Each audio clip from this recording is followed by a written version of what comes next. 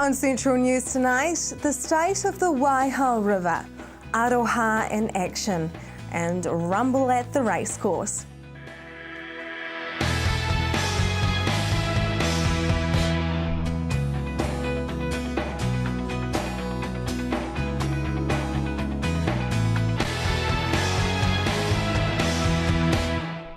Kia ora, welcome to Central News for Thursday, the 6th of November. I'm Hilary Entwistle. Suburbs Community Sports Club had success at the Waikato Rugby Union Awards recently, winning Waikato Club of the Year and Waikato Junior Coach of the Year. Anne-Marie spoke with club manager Mike Gregan.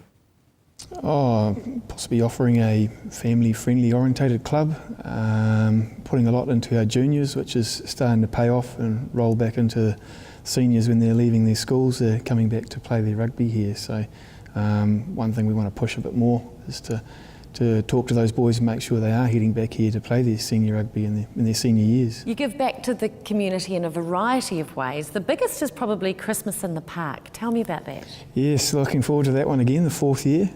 This year our chosen charity is the Waikato Family Centre. Last year was huge. We hopefully can beat the 12,500 we raised for Rainbow Place. So that's a big target for us to get, and we just pray for some fine weather. You've had a lot of growth in your rugby teams, but you're not just about rugby either. You've got netball and touch. Yeah, touch is taken off. It's probably, I think, a 3rd or 4th year we've done the module here. I've just picked up another 2 teams in the last week, so we have 48 teams all together here playing on a Thursday night. Have to have the lights on for the last round because it's getting a bit dark, but that'll help in summer a bit more. 8 netball teams, and looking at probably maybe 10 or 12 next year if all the players say that they're going to come. So. And you've got a new coach coming for your Division 1A team next year. Tell me about that. We're pleased to have on board Ski, or otherwise known as Ski, but Ski Mazawira. He's an ex-Fijian Sevens player, ex-Counties player, ex-Waikato Sevens coach and player, and I think he picked up 2009 the coach of the Sevens for the year, so great experience to have here and pass on to the teams that are playing here. Do you think the growth of the club is purely indicative of the area in which it's in, or is it also directly related to the values and the culture of the club? Yeah, I think it would have a bit to do with the community we live in, because it is a huge growth area of Hamilton being out here in the north. But I think it's a lot of the hard work that the junior, the senior committees have all done here to grow and just to develop what they've got in place. You're holding musters, aren't you? Saturday, 1st of November. Tell me about that. Yeah, it's our senior rugby muster. So we're just inviting people to come along and have a look at our club and see what we've got to offer in the way of teams. Having a barbecue here, just got a tug of war machine in, so we're going to have a tug of war competition, a bit of a muscle up time, run an obstacle course, just do a bit of fun, bouncy castle for kids. But yeah, we're just inviting people to come along who would like to think about playing senior rugby here next year, 2015. Of course, you've got the new Endeavour School opening next year, just around the corner. How do you think that's going to affect suburbs, if at all? I don't think it will, because it's probably most of those boys or girls that are already playing here, but in saying that I have spoken to the principal and said that I don't mind coming over and doing a bit of time with their school and just helping them out with their rugby, because it could pay off for us in the long run that they do come and play here, but I would say most of them in this area are already playing here. If you had to sum up Suburbs Community Sports Club in just a few words, how would you? Probably community spirit, friendly. It's just a great bunch of people to be with, and the growth that we've had in the last 5 years is just shows the hard work they've done. So yeah, I'd say community spirit and being friendly. For more details, check out their Facebook page, facebook.com/Suburbs Community Sports Club.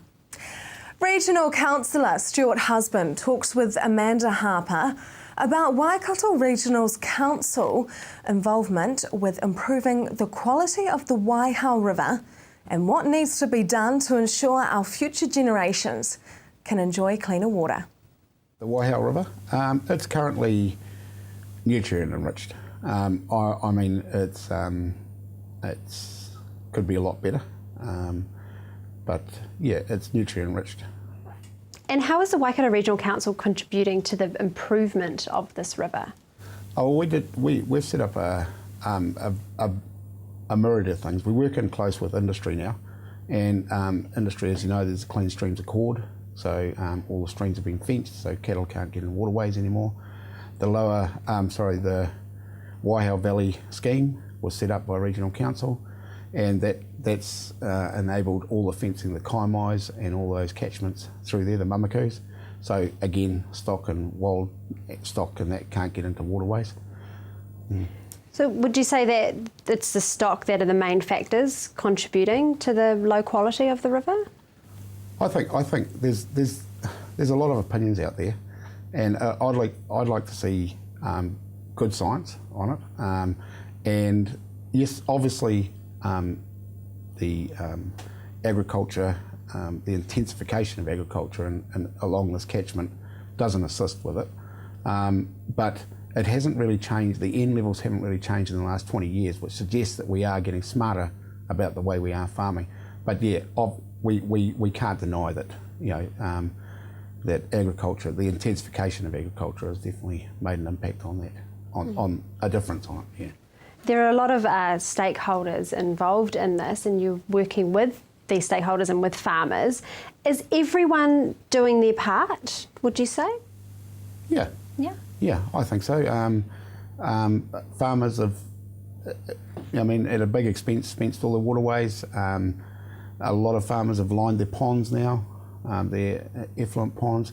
There's a real, we have the regulatory side of things in Regional Council now that monitors, you know, a lot of these farms and checks that, you know, that the nutrient levels leaving farms aren't excessive, yeah. Yeah, so you would say that farmers are quite receptive to everything? Yeah, I think as a farmer, and this is you know, this is a good point you've made. Is as a farmer, I like to think that we're thinking about the future generations. Most farmers are thinking about the future generations.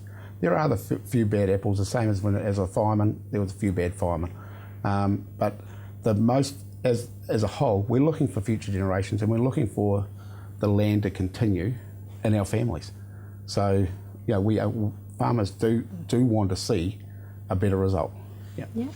And why is it important that we do something now? Oh, if we don't do something now, I mean, the intensification obviously has to be controlled. I mean, it's important that we do something now, because I mean, for the last 20 years it has remained the same. The N levels have raised slightly, but the P and the E. coli have remained as they were 20 years ago. But that's not really good enough, because New Zealand's screaming out. You know, it's the main thing in the Waikato is water quality. You know, it's our main aim is good water quality, and so something has to be done. Yeah. Yeah. And is there anything else you would like to add on about what else you're working on? Yeah, we're currently working on a effluent review in the Waikato with industry, and it's going really well. We're hoping to come out with a solution for all farmers that's not going to bankrupt farmers, but is also going to make them, you know, as environmentally friendly as they can be, within a good scope. And it's really good. We're working in with industry and the regulatory side of our department, and we're really trying to get a personal feeling, rather than, as you might be aware, the helicopters have been stopped. And the reason for that is just so we can get back to personal stuff, meeting people. The work being put in now to clean up our rivers may not show obvious results yet, but the impact on future generations will be worth it. Coming up next, Aroha in action. Welcome to Central News. Family violence is a serious issue that affects New Zealanders from all walks of life. Rachel Harrison from Thames is involved with a project this year called Aroha in Action, aimed to raise awareness about the effect of family violence on children. She speaks with Amanda Harper about how important this issue is. How serious of an issue is family violence in Thames? Last year in 2013, 250 cases were reported to local police.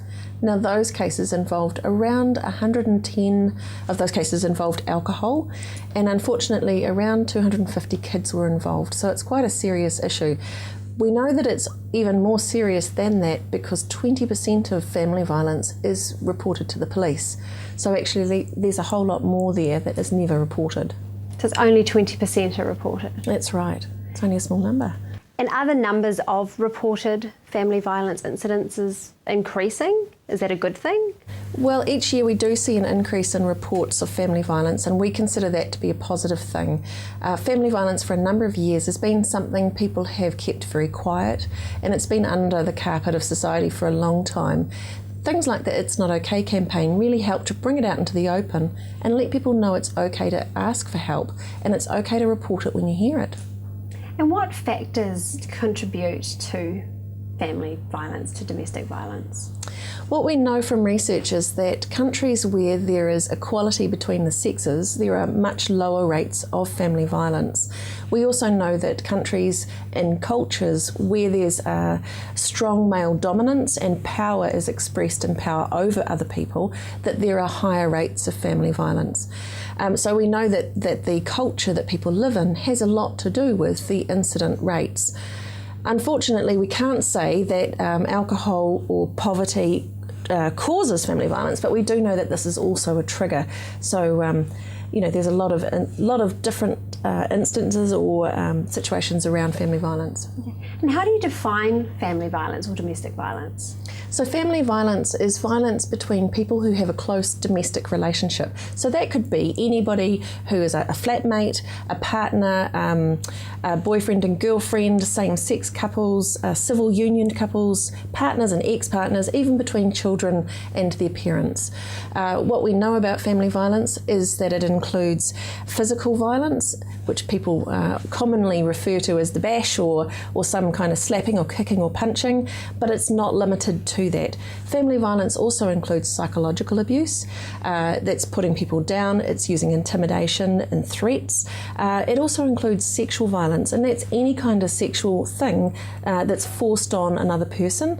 And recently the law has changed to include financial abuse as well. And this could be stopping somebody from going to get work, it might be limiting their financial options, or even stopping them getting education. So it's about controlling another person. It's about having power over another person. Okay, that was really well said.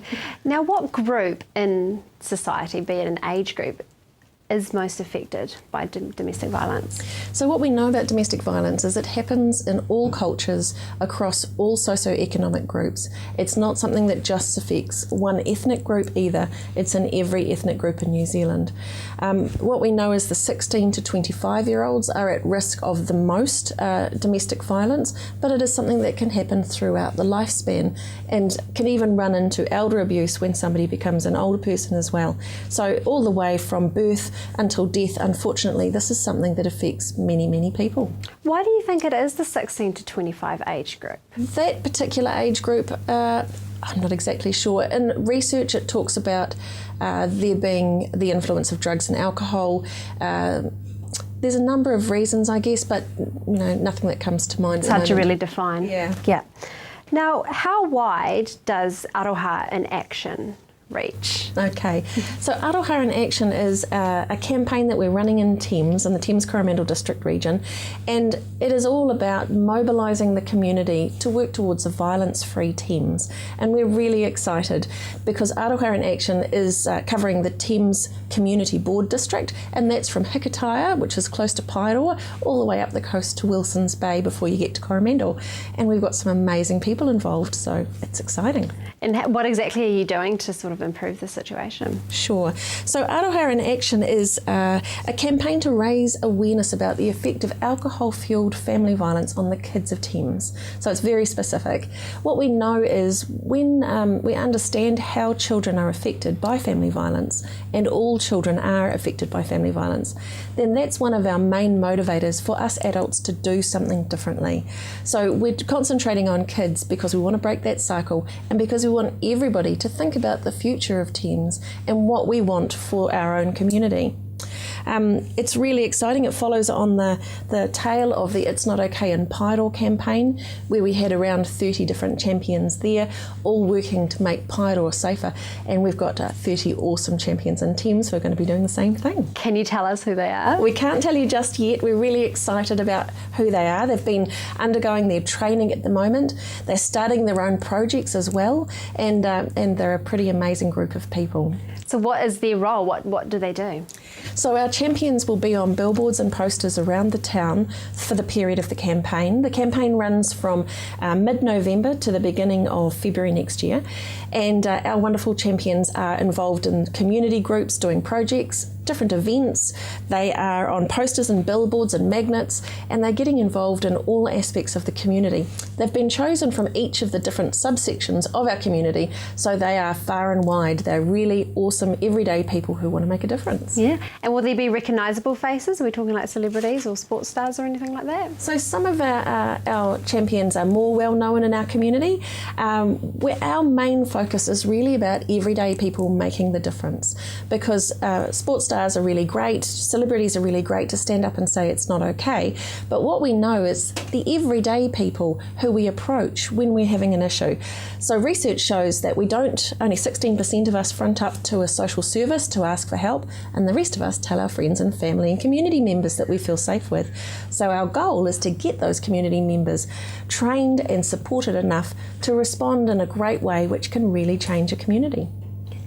You mentioned that the campaign runs until next year. Now you've got an actual special event coming up this month. What is that? Tell me about that. So we launch on the 16th of November at an event that we're calling the Big Day Out.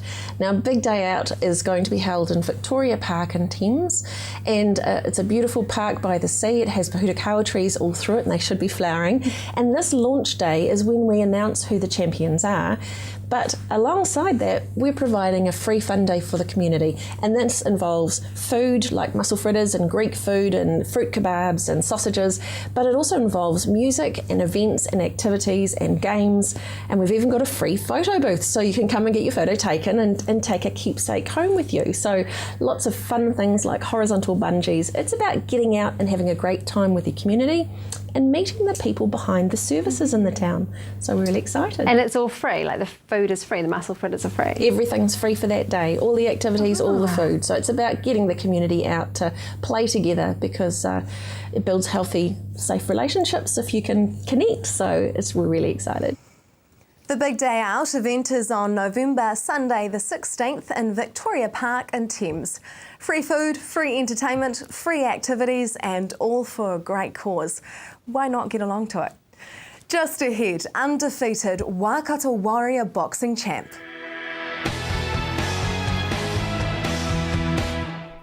Welcome back to Central News on TV Central. Undefeated Waikato Warrior boxing champ Kairo George is back on air again, this time to promote the upcoming event Rumble at the Racecourse. He talks to Amanda Harper about the event this month in Hamilton. Kairo, why should people head along to Rumble at the Racecourse? Because it's going to be a big, exciting night of a lot of corporate fights. We're also going to have the Brown Butterbean from Auckland, the super heavyweight world corporate boxing champion. It's going to be there to support me as well. So everyone can get a chance to meet him as well and just enjoy the night of fights. Okay. And how many fights all up are there? There's going to be 20 fights all night, and there's also going to be 2 of them are going to be a clash of undefeated corporate fighters. 2 guys named Joey, they're going to be fighting for naming rights, I think. And also one of the ladies I train, her name's Hayley, and she's had 2 corporate fights under me, won them both. So we're going for number 3 on this one with her. Okay. And when you say corporate fights, what does that actually mean? So it's just sort of like a stepping stone into what's a serious boxer, I guess. So it sort of comes before you turn professional or amateur, or register as an amateur. So yeah, that's what those are about. A lot of it will be coming up actually on the Fight for Life, December 6th. Will be corporate boxing on there. You got Frankie Adams and Millie Elder Holmes. Holmes fighting on that one, and a corporate fight as well. So that's sort of the corporate scene. Yeah. And are you working with Frankie Adams as well? I'm getting coached out of the same boxing club as her, City Boxing in Auckland. Yes, I've had the chance to watch her train. That she's looking really good for her fight. Yeah, because it'll be her first fight, isn't it? Yeah, it's her first fight, but she looks like she's done a lot of it actually. Yeah. She's looking really good. Good. Now, when and where is Rumble at the racecourse? It's going to be on November 15th, so we're only 2.5 weeks out now, at the Te Rapa Racecourse in Hamilton City. And you fought at this venue before, haven't you?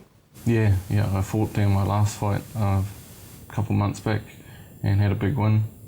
I'm just coming off recovering from my eye being cut in that fight, so looking forward to going back there. I think that was last time you were on here, wasn't it? Yeah. Now, tell me about your fight. So I'm matched up against a guy named Jody Allen from Wellington. I'm the hot favourite going into this fight, but I don't want to overlook anybody because in boxing you can get caught with a shot and that can end everything. So I'm training hard and I'm going to be ready on the night. And what's your training regime like? How are you preparing? So I'm training in Hamilton based Monday to Thursday, and then I'm in Auckland from Thursday to Saturday. So half my training I'm in Auckland training at a city boxing, and half the training I'm in Hamilton. Just lots of fitness. Yeah. And how will winning your fight, because you are going to win, how will this impact your career? I think that because he's got so much experience with overseas guys and he's quite known to be tough, I really want to make a statement in this fight by knocking him out. That's what I'm going for in this fight, so let's see how it goes. So do you watch fights that he's done to prepare? I've seen him fight once, yeah, and going off that I think I should beat him, but he's quite tough, so I just want to be able to knock him out. How old is he? I'm not actually sure. But he's older than you? Yeah, he's older than me, yeah. Yeah, because you're only a young one. Now, is there anything else you're looking forward to this year? Not this year, just Christmas. But just this fight for this year, and then we're looking for a big one next year, hopefully against an Aussie or overseas opponent anyway. Tickets are still available to the corporate boxing event. Find them on Facebook for more information. Search or Rumble at the Racecourse. Now for our weather for Friday.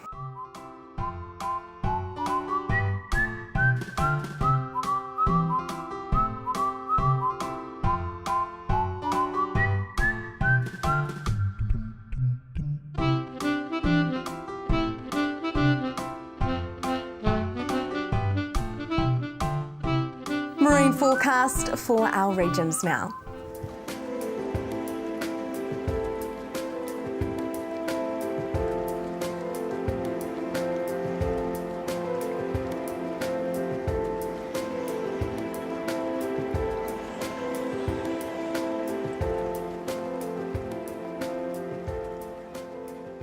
That is Central News for tonight. Like us on Facebook, centralnews.tv, or email us news@tvcentral.co.nz if you have something you'd like to share with us. Join me again tomorrow night for more stories from the Waikato and the Bay of Plenty. I'm Hilary Entwistle. I hope you have a lovely evening.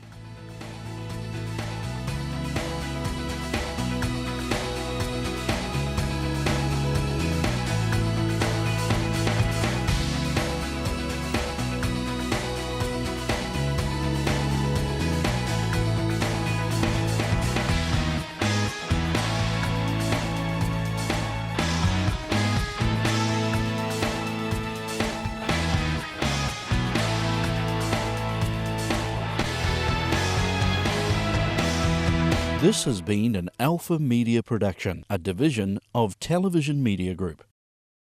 Supporting local content so you can see more of New Zealand on air.